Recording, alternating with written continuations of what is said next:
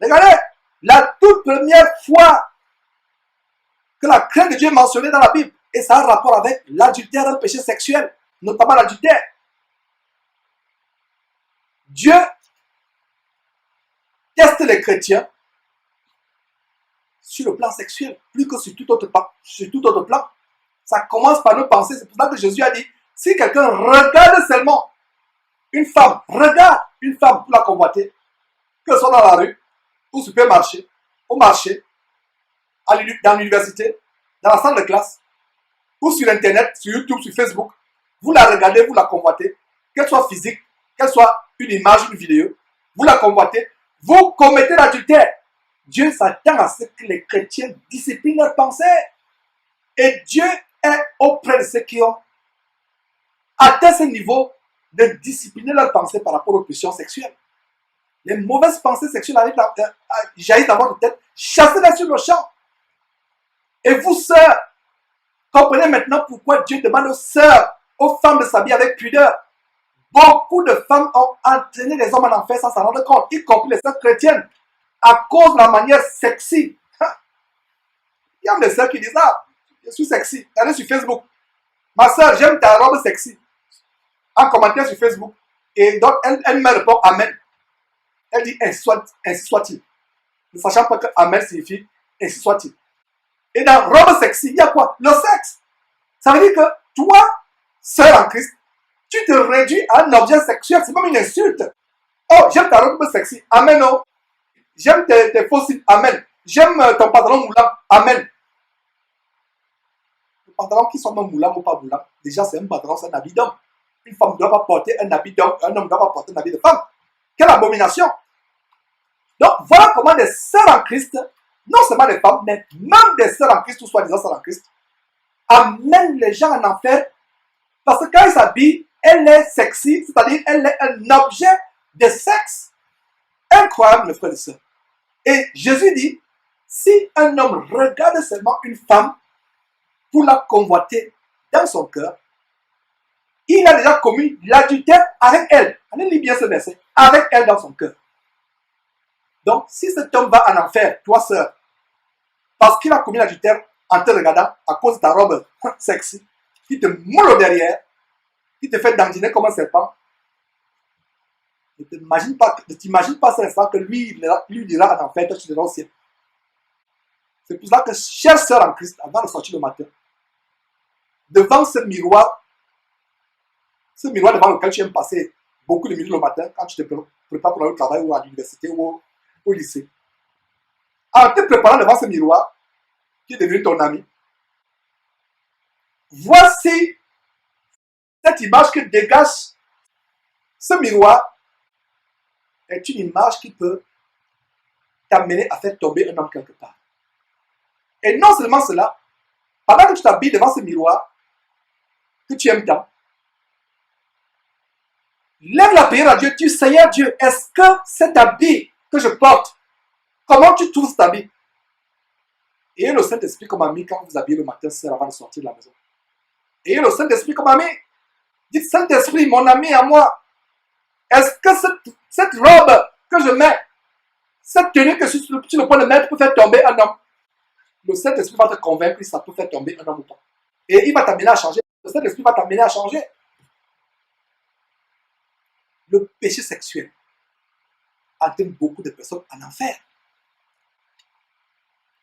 Alors, quelles sont nos pensées en ce qui concerne les choses sexuelles? Dès la seconde que vous avez une pensée impure sexuelle dans votre tête, dès la seconde que vous avez cette pensée, Dieu est au courant. Dieu est au courant. Ne pensez pas que Dieu n'est pas au courant. C'est pour ça que Dieu dit à Abimelech, je sais. Comment Dieu a pu voir le cœur d'Abimelech?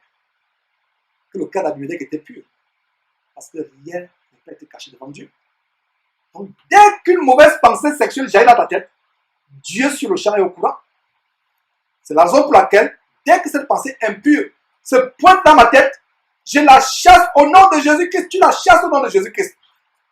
Dès qu'elle cogne à la porte de ton cœur, comme on dit au Gabon, coco, envoie Jésus-Christ, Jésus-Christ lui répond. Dès qu'elle cogne, envoie Jésus-Christ lui répond. n'oubliez jamais la définition de l'adultère selon Jésus-Christ.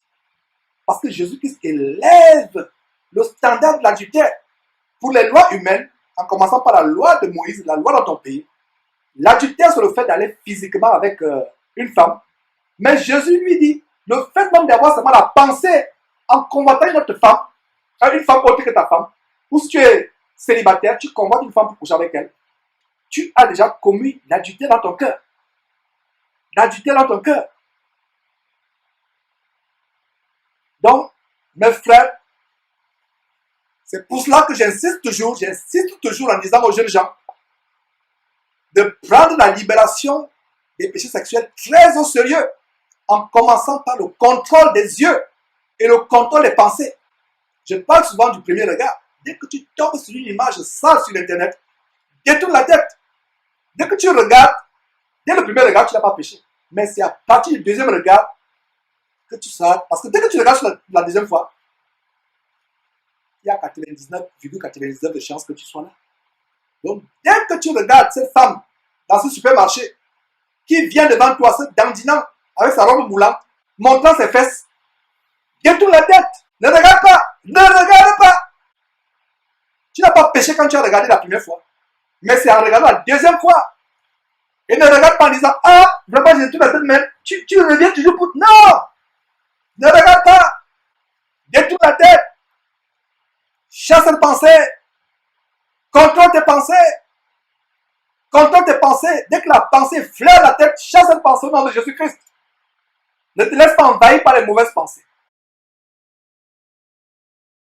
Voilà comment Abimelech fait enlever Sarah pour faire d'elle sa femme. Pour faire d'elle sa femme. Incroyable, mes frères et sœurs. Incroyable. La femme d'Abraham, Sarah, au moment où elle l'a enlevée, n'avait pas 18 ans. N'avait pas 25 ans, n'avait pas 30 ans. Elle avait plus de 75 ans. Elle était fort avancée en âge. Mais une femme qui conservait malgré cela sa beauté au point de se faire kidnapper par un roi impie. Un roi ne va pas perdre son temps, son énergie, ses services secrets pour kidnapper une femme qui n'est pas agréable à l'œil, qui n'attire pas l'œil. Voilà, mais voilà une femme de plus de 75 ans qui est enlevée, kidnappée par un roi impie. Rappelez-vous, frères et sœurs, ce qu'on a vu en Genèse chapitre 12, à partir du verset 14 jusqu'au verset 15. Rappelez-vous qu'on a vu, c'est juste à titre de rappel, que Sarah était fort belle, tellement belle que les grands de Pharaon, les grands de l'Égypte la vantaient à Pharaon. Et Pharaon l'a pris pour femme. Mais grâce soit rendue à Dieu de ce que Dieu s'est manifesté à Pharaon et Pharaon a restitué la femme d'Abraham d'Adar. Et voilà une femme fort belle, malgré qu'elle était âgée de plus de 75 ans, allant vers 100 ans. Et quel est le secret de la grande beauté de Sarah? On a vu ça dans une émission passée. Et 1 Pierre chapitre 3 verset 1 à 5, je pense qu'il faut lire cela. 1 Pierre chapitre 3 verset 1 à 5 nous révèle la grande beauté de Sarah. Le secret de la grande beauté de Sarah. Plus belle que toutes les Égyptiennes, qui pourtant mettaient des produits cosmétiques sur leur corps, se parlant de toutes sortes de bijoux, mettant des extensions sur leurs cheveux, des extensions de cheveux artificiels, les faux cheveux en nylon ou en plastique ou les cheveux humains qui viennent de l'Inde n'existent pas aujourd'hui. Il n'y a rien de nouveau sous le soleil, dit la parole de Dieu. On voit comment, déjà au temps d'Abraham en Égypte, au temps des Égyptiens de Pharaon, les Égyptiennes étaient expertes de cosmétiques. D'ailleurs, il y a certains chercheurs qui s'accordent sur le fait que les produits cosmétiques qu'on a aujourd'hui, la mondanité, la frivolité, ont pour origine l'Égypte. Donc ça vient de l'Égypte entre autres origines. Donc nous voyons quel est le secret de la grande beauté de Sarah. Donc dans 1 Pierre chapitre, je ne sais pas si on y est déjà, 1 Pierre chapitre 3, voilà, 1 Pierre chapitre 3. Notez ce verset, 1 Pierre chapitre 3. Quel est le secret de la grande beauté de Sarah. Donc vous pouvez vous parler de toutes sortes d'artifices, de mondanité, de frivolité, tout ce qui est faux, faux cheveux, faux ongles, faux cils, faux seins, fausses fesses, fausses cuisses, tout ce qui est faux. Aux yeux de Dieu, vous êtes pas belle, vous êtes toujours laide ou vilaine aux yeux de Dieu. Une femme qui craint Dieu, qui est pieuse, qui vit dans la modestie, dégage une très grande beauté aux yeux de Dieu. Et même les hommes vont trouver que cette femme a une beauté particulière. Nous avons reçu des témoignages des femmes qui ont décidé de revenir véritablement à Jésus-Christ, de prendre soin de leur corps selon Dieu, de vivre la modestie, la simplicité, de ne pas se parer de tous ces artifices de beauté qui font que les femmes de plus en plus ressemblent aux prostituées. Et ces femmes, malgré le fait qu'elles sont revenues au naturel, dégagent une très grande beauté. D'ailleurs, on a une chaîne sœur de Jésus-Christ TV, Godly Beauty TV, la beauté au naturel selon Dieu. Nous vous encourageons à souscrire à cette chaîne et ce serait vraiment intéressant pour les sœurs de revenir au standard de beauté naturelle, de piété, de beauté naturelle. Et c'est des choses que nous devons enseigner. Malheureusement, dans ces soi-disant églises, en fait, ce ne sont pas des églises, c'est des camps de concentration qui mènent en enfer. Nous devons tout faire pour aller à la parole de Dieu, pour voir le standard de la parole de Dieu. Ne nous fions pas à ce que les gens enseignent, ne nous fions pas à la télévision. C'est malheureux que la télévision a remplacé aujourd'hui l'éducation que les hommes de Dieu doivent donner aux chrétiens. La télévision a remplacé le standard de tout ce que nous devons faire, mes frères. Nous devons aller à la parole de Dieu, c'est la parole de Dieu qui nous instruit. Donc nous sommes en train de voir quel est le secret de la grande beauté de Sarah, qui, malgré le fait qu'elle est fort avancée en âge, elle se fait kidnapper à cause de quoi? À cause de sa grande beauté. Sarah mettait les produits cosmétiques. Ce n'est pas ce que nous allons voir. Nous allons voir le grand secret, comment une femme qui a plus de 75 ans est toujours belle, fort belle, au point d'être kidnappée. La parole de Dieu a tout, mes frères et sœurs, c'est pour ça que nous devons la lire. La Bible dit que ce livre, la loi, ne s'éloigne pas de ta bouche. Médite-le jour et nuit pour agir fidèlement selon tout ce qui est écrit. C'est alors que tu auras du succès dans tes entreprises, c'est alors que tu réussiras. Donc la Bible a tout. Ce qui concerne notre éducation, comment nous amener à découvrir les choses de la parole de Dieu. Donc 1 Pierre chapitre 3, regardez ce que la parole de Dieu dit, ce que le Saint-Esprit nous révèle ici au sujet de la grande beauté de Sarah. Verset 1 dit, nous sommes à 1 Pierre chapitre 3, verset 1. Femmes, soyez de même soumises à vos maris, afin que si quelques-uns obéissent point à la parole, ils soient gagnés sans parole par la conduite de leur femme. Soulignez, qu'ils soient gagnés sans parole. Sans parole par la conduite de leur femme. Ces femmes qui se mettent à enseigner alors que Dieu interdit à la femme d'enseigner, la Bible dit que la femme ne va pas changer son mari avec la parole. C'est sans parole. La véritable parole qu'une femme donne à son mari païen, impie, qui ne croit pas en Dieu, c'est son comportement. La femme ne peut pas enseigner la parole de Dieu. Et c'est une abomination de vouloir enseigner votre mari qui est incroyant. Voilà comment les maris, les hommes qui ont les femmes soi-disant chrétiennes, ne sont pas convertis, ne sont pas changés. Et la faute est sur qui? La faute est sur leurs femmes qui veulent à tout prix changer leur mari non chrétien en leur enseignant la parole de Dieu, en leur donnant les versets bibliques, en leur expliquant la parole de Dieu. Ce n'est pas ce que la parole de Dieu enseigne. Nous voyons dans 1 Pierre chapitre 3 verset 1, soyez de même soumis à vos maris, afin que si quelques-uns n'obéissent point à la parole, nous avons affaire ici à des maris non croyants, qui n'obéissent pas à la parole, ils soient gagnés, comment? En leur ouvrant la Bible matin, midi, soir, en leur restant les versets. Non, ils soient gagnés par quoi? Par la conduite de leur femme. La conduite. Voilà ce qui amène une femme à changer son mari impie, son mari païen. C'est par la conduite. Verset 3, et c'est la raison pour laquelle je vous ai lu, non plutôt le verset 2 d'abord, c'est la raison pour laquelle je vous ai amené à 1 Pierre, pour montrer comment Sarah a été kidnappée à l'âge de 100 ans à cause de sa très grande beauté. Donc, verset 2, en voyant qui va voir, c'est votre mari, incroyant, en voyant votre manière de vivre comment? Chaste et réservée.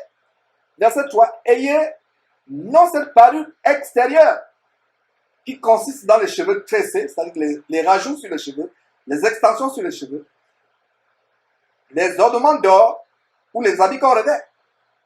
Voilà, la femme qui craint Dieu, ce n'est pas par les habits des derniers designers, des plus grands designers, les habits dernier cri, qui couvrent les yeux de la tête avec toutes sortes de chaussures à haut talon, toutes sortes de bijoux en diamant, en or, en perles, en pierres précieuses. Ce n'est pas ça, mes frères et sœurs.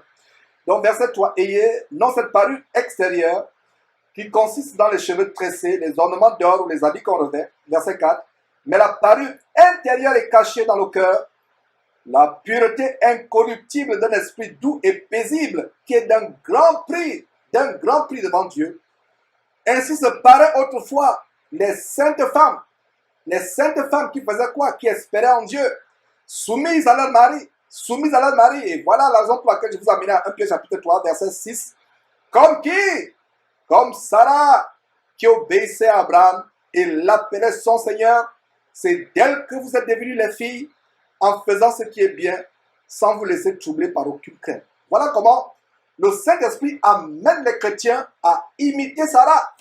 Voilà comment Sarah, qui ne mettait pas les produits cosmétiques comme les Égyptiens, qui ne mettait pas tout ce qui était flashy, bling bling, je ne sais pas quoi, Sarah ne mettait pas ces choses. Sarah était modeste. Et voilà comment le Saint-Esprit ici invite les sœurs en Christ à avoir pour modèle de conduite, d'habillement, d'obéissance à leur mari, de soumission au mari, d'avoir pour modèle Sarah. Et une femme chrétienne qui s'élève au niveau de Sarah, je vous assure qu'elle va dégager une beauté très grande, non seulement aux yeux de Dieu, mais aux yeux de son mari, aux yeux de la société, aux yeux de ceux qui l'entourent. Voilà mes frères, donc retournons à Genèse chapitre 20. Alors donc comment Abimelech fit enlever Sarah, verset 3. Alors Dieu apparut en songe à Abimelech pendant la nuit et lui dit, voici, tu vas mourir à cause de la femme que tu as enlevée, car elle a un mari. Mes frères, ce verset a de grandes révélations, de grands enseignements. Nous sommes au verset 3. Alors Dieu apparut en songe à Abimelech pendant la nuit et lui dit, voici, tu vas mourir à cause de la femme que tu as enlevée, car elle a un mari. Car elle a un mari. Dieu dit à Abimelech que tu vas mourir. Tu es un homme mort. Voilà, Dieu dit à Abimelech, tu es un homme mort. Pourquoi? Parce que tu as pris une femme à un mari. Quelle est la révélation à ce niveau, mes frères et sœurs? Quelle est la révélation? Quiconque qui va avec la femme de son prochain mérite d'être frappé de mort par Dieu.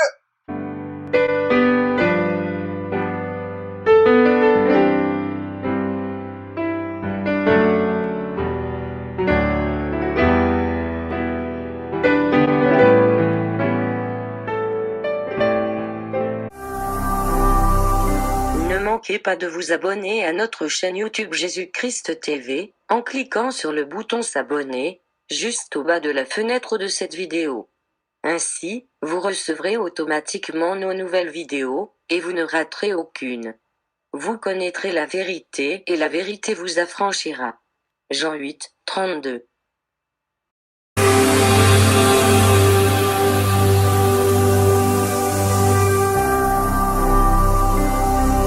Jésus-Christ TV, vous connaîtrez la vérité et la vérité vous affranchira.